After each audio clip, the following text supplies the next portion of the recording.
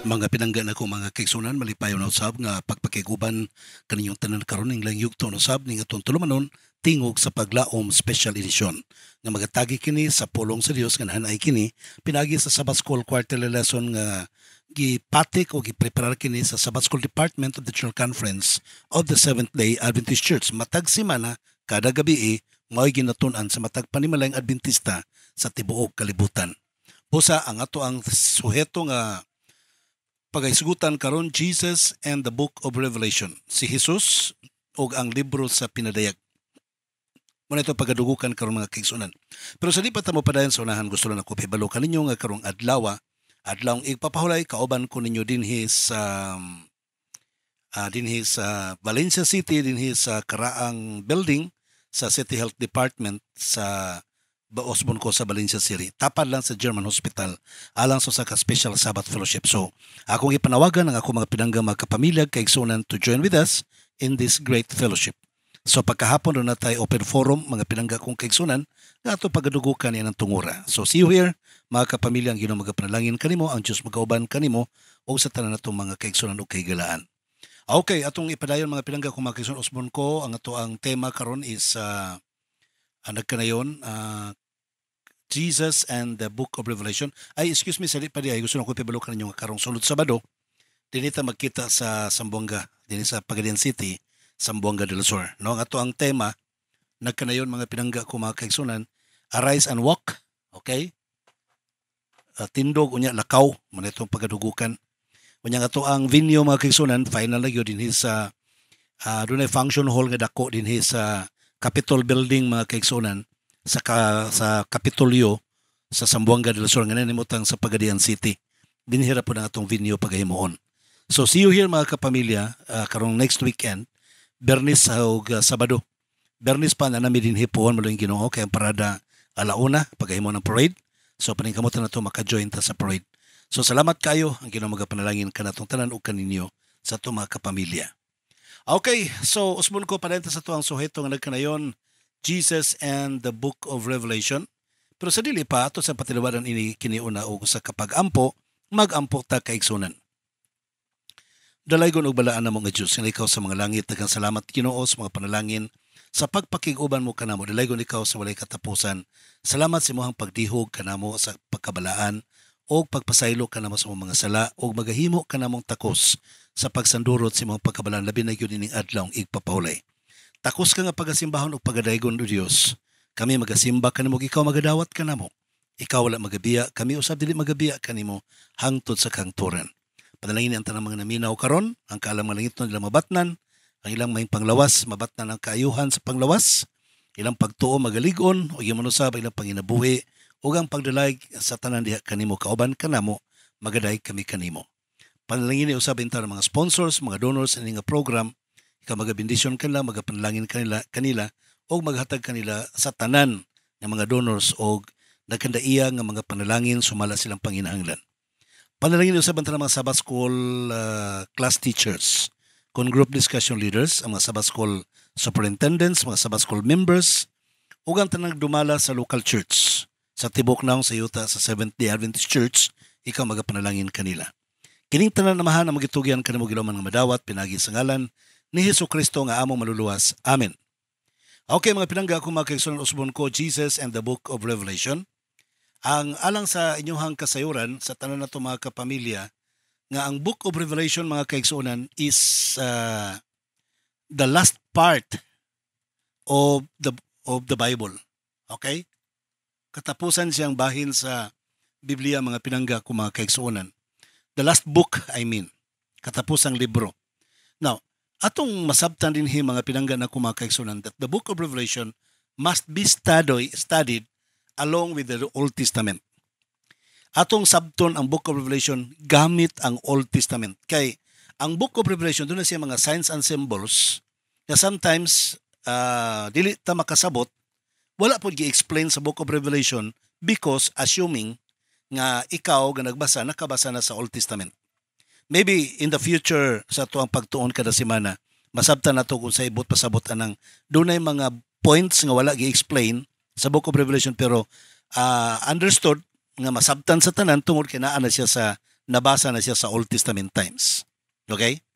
Kung ugaling wala na siya nakasulat bisan asa nga mga libro sa Old Testament scriptures, gi-explain sa Book of Revelation ug unsay buti pasabot niya na. Mao na mga punto, mga pinangga kung mga kaigsunan nga dapat masayran po sa tuang mga kaigsunan o kapamilya nga nagpaminaw. Dili mali mga kaigsunan nga mo refer ta sa Old Testament writings. Because the Old Testament writings doon na siya mga punto nga maghatod ka nato sa atong pagpanabot sa ulahing mga adlaw. Doon ay mga tao nga nagdoktrina nga wala na ang Old Testament scriptures. So ang punto ni mga tawhana, the same group of people who declares nga dili masabtan ang Book of Revelation. Usbon ko, doon ay mga pundok sa relihiyon karon mga theologians nga nag-condemn sila nga ang old scriptures wala na, di na sila basahon, maora gihapon ning grupuha sa mga theologians o relihiyon nga nag-declare nga ang Book of Revelation lisod sabton. Pero para sa church o religion or theologians nga open-minded nga modawat sa book of the Old Scriptures, sa Old Testament Scriptures, these theologians could not experience hardship in understanding the Book of Revelation. Like the Seventh-day Adventist Church, walay issue sa Seventh-day Adventist Church nga nagsulti nga dili masabtan ang Book of Revelation because our church, our theologians, our pastors nag-encourage nga basahon ang Old Testament times. Okay? So, ang Old Testament mga kaigsuonan nagtudlo og unsa og kinsa si Kristo mga kaigsuonan. Ang Book of Revelation doon na siya'y mga punto mga kaigsuonan nga dapat atong masabtan. Doon na siya gitawag og structure. Doon na siya ibut pasabot gambalay or porma mga kaigsuonan. Doon na siya gitawag og sanctuary. Doon na siya gitawag nga gipaila si Jesus Christ. Og unsay mga imahin ni Jesus Christ sa Book of Revelation og kinsa pod ang Alpha and Omega nganong niangkon si Kristo nga siyang Alpha and Omega. Mao na ang mga punto, mga hisgutan nato sa Book of Revelation, mga pinangga kong kaigsunan. Ang structure sa Book of Revelation is this. In Revelation chapter 1 verse 3, "Blessed is he who reads and those who hear the words of this prophecy and keep those things which are written in it, for the time is near." So sa atong pagpamalandong mga pinangga kong mga kaigsunan, atong masabtan nga ang Book of Revelation nagapanghatag og pagpanghinaot mga kaigsunan. Nagapanghatag og paglaom. Ang pag-abli pa lang yun sa Book of Revelation naghatag nagkabulahanan mga kaigsunan. Og imo pong pansinon ang Daniel, ang Book of Daniel. Mabasa po nimo sa Book of Daniel sa katapusang bersikulo, katapusang chapter sa Daniel 12 verse 12. Nagkanayon po, "Blessed is he who waits." Bulahan siya nga magapaabot. Kinal-seal the book. Kaya nag-abot sa panahon nga musaka ang kaalam sa tao, ablihan ragbalik ang mga libro. And that book that was sealed during the time of Daniel was revealed in the time of the end. And that is the Book of Revelation. That's why the Book of Revelation declares a blessing. Like it was the sequence or sequel of Daniel. So, dili matingad-an mga kaigsunan when in the study of the Book of Revelation, ma-appeal na to pag-study ang Old Testament books, especially the Book of Daniel. Sa Mountain View College, so na tayo gitawag og subject yun na one semester, Daniel and Revelation. Ang libro sa kasaysayan o ang libro sa Revelation, gibahin og duha ka babutang mga kaigsunan. Doon ay gitawag og kasaysayan og doon na po'y mga butang nga mga events of the end time.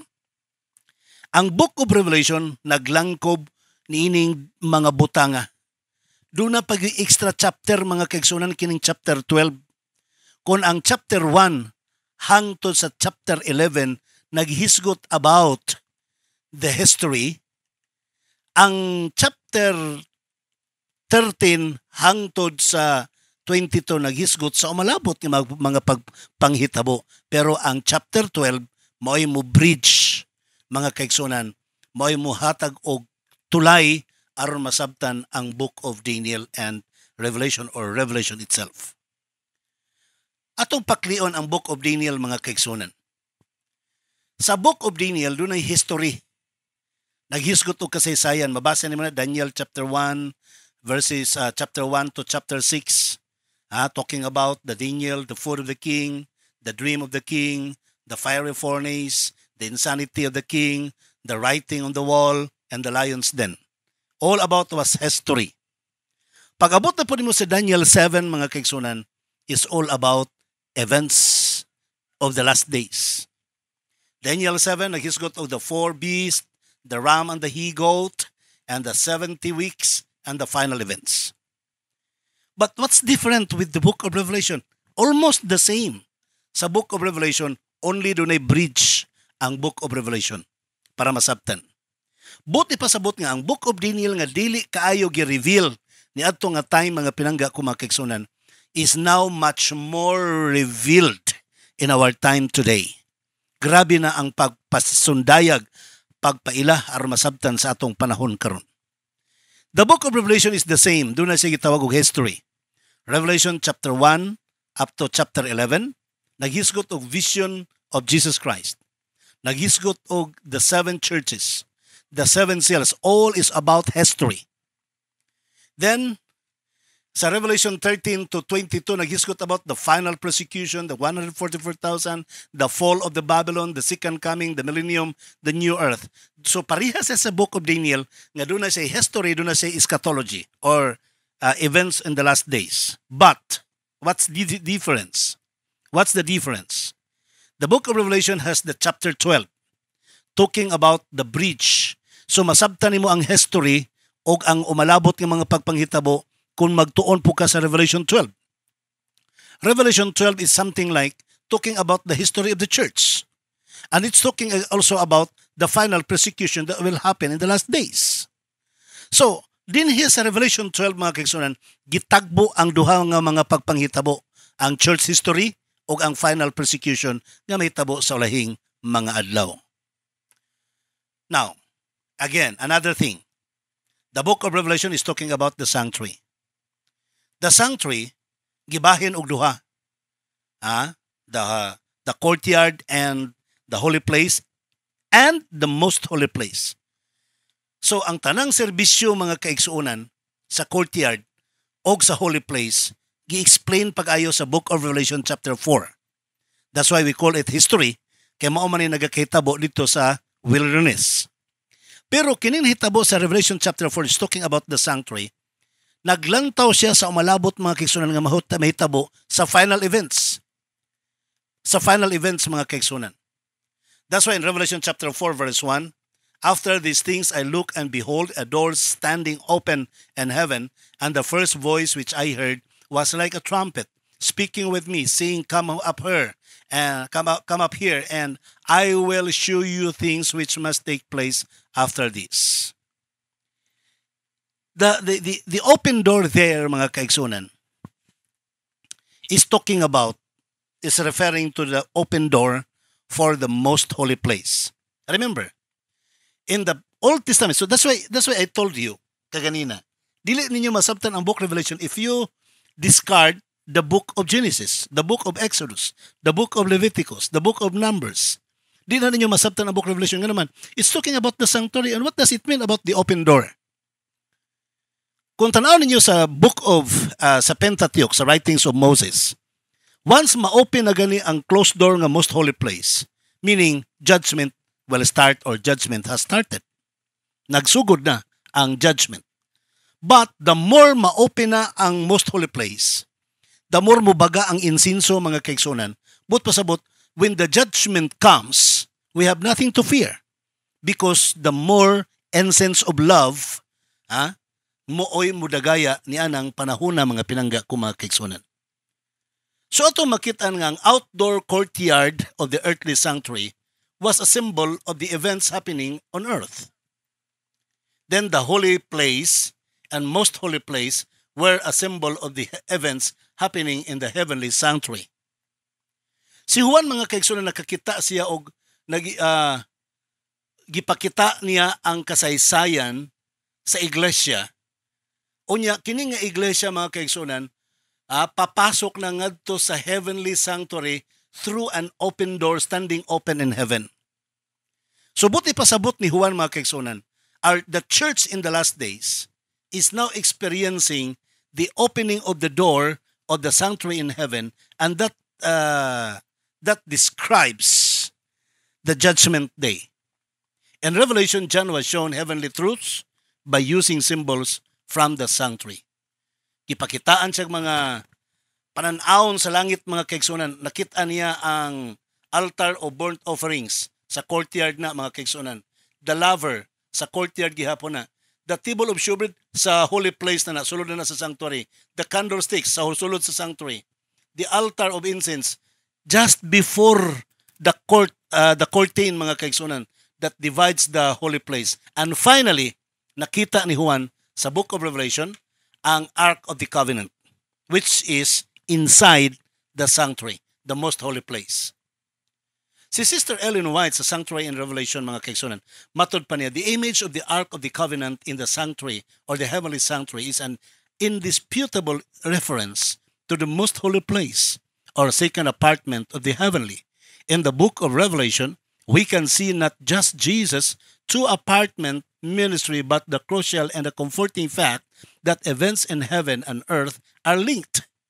Even amid the trials of history in the last days, as depicted in the Book of Revelation, we can have the assurance that all heaven is engaged in the work of preparing people to stand in the day of the Lord's preparation.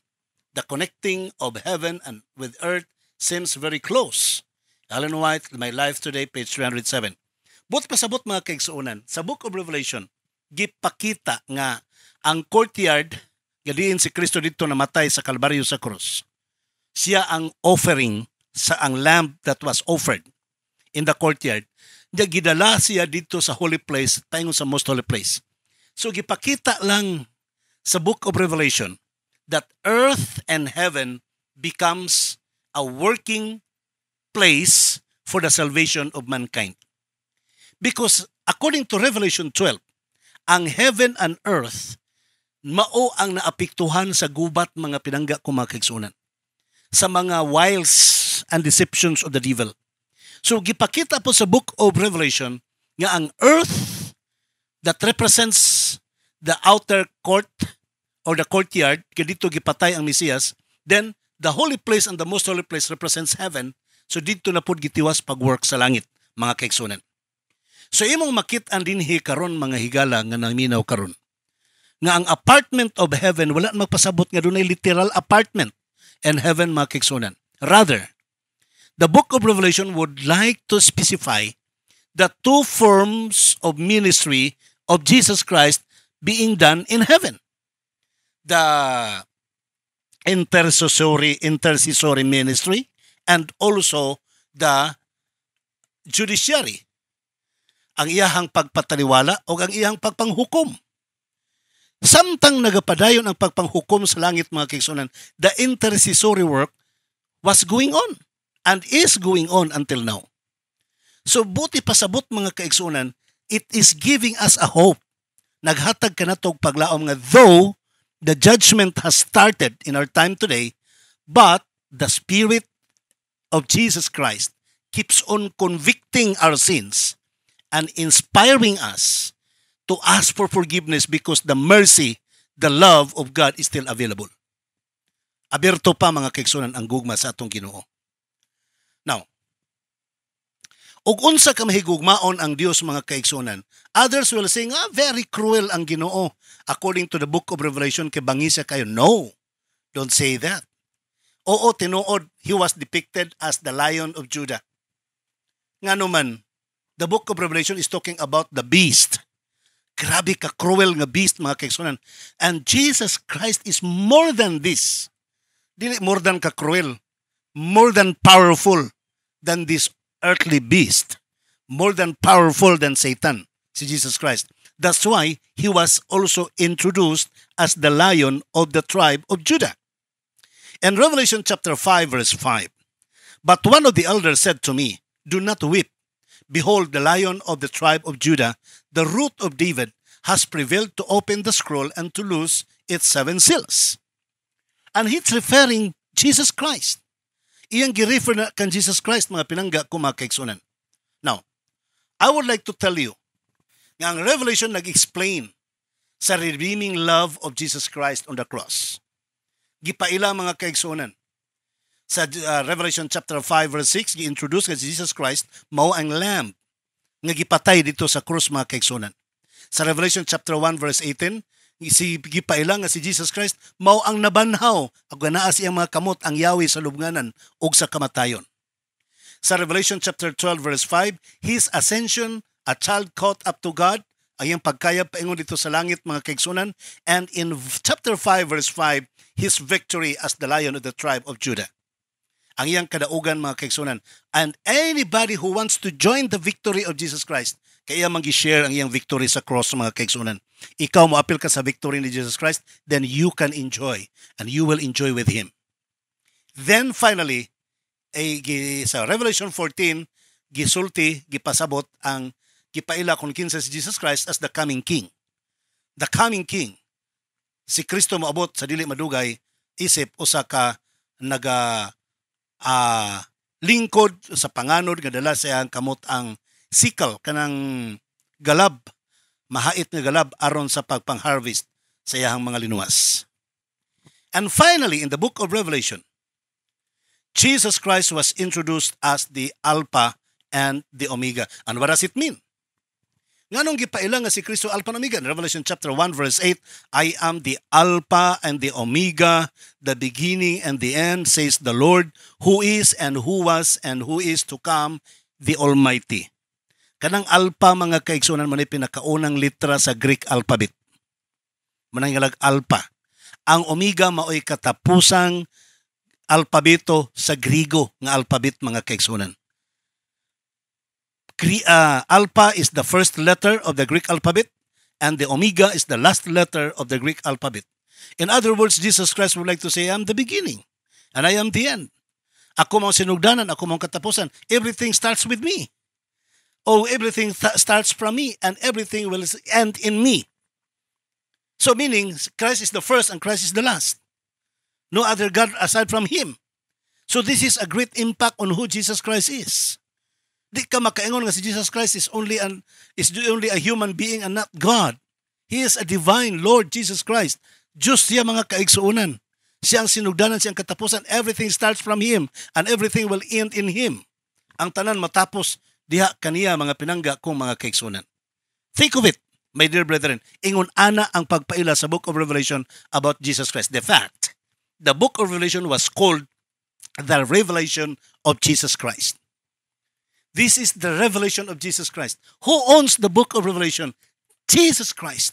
Ang uban mingon, kining book of Revelation iyahan ni Juan Revelador. No, John is not the revelator, but Jesus Christ is the revelator.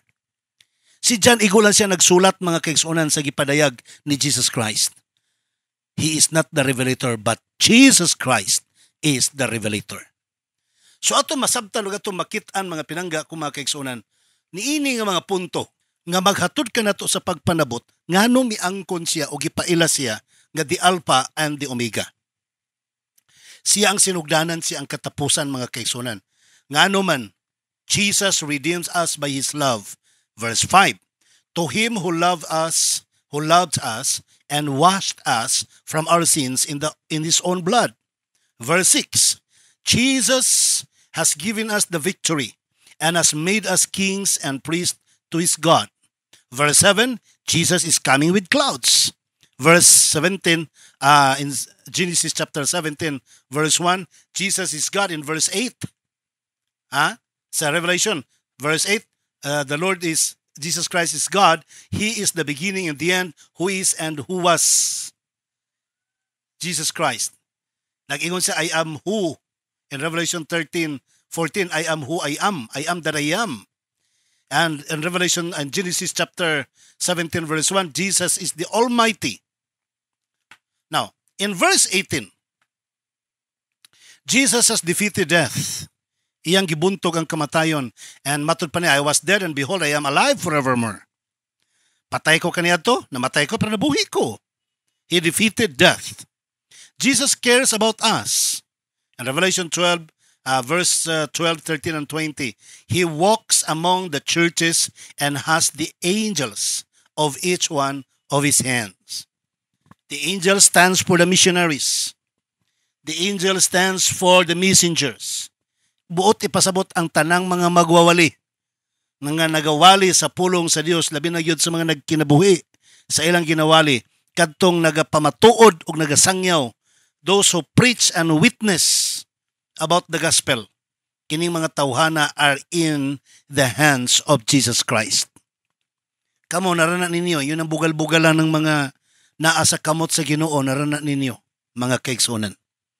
Mabitaw nang natao ng programa nga ang LCM sa kamot sa Ginoo because what the book of Revelation would like to say, everybody who are working for the gospel ministry, supporting and preaching and witnessing in the about the gospel ministry, they are in the hands of Jesus Christ.